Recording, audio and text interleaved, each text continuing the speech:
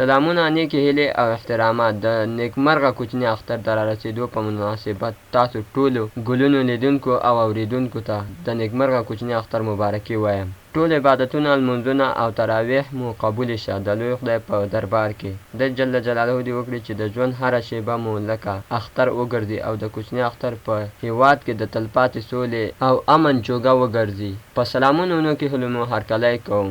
د پاکستان د کرکټ پخوانی لوبغاړی او اوسنی کومنټر یا مبصر رمیز راجا د افغانستان د کرکټ ټیم باره کې یو څو پخې خبرې کړي. هیله ده لوبغاړي په خلاصو غوږونو واوري.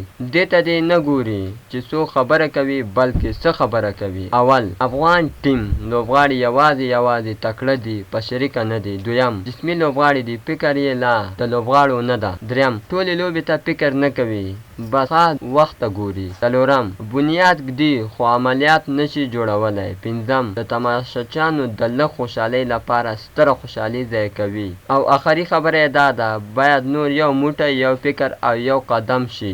ګینې آخري مقام نه پرته هیڅ هم د دې جام نه دوی نشي وړلی. نړۍ مننه چې زموږ ویډیو مو تر اخره وکتله. په دې هیله چې د خوښې وړ مو ګرځېدلې وي. د لا ښکلو ویډیوګانو لپاره زموږ د یوټیوب چینل خامخا سبسکرایب کړئ. والسلام.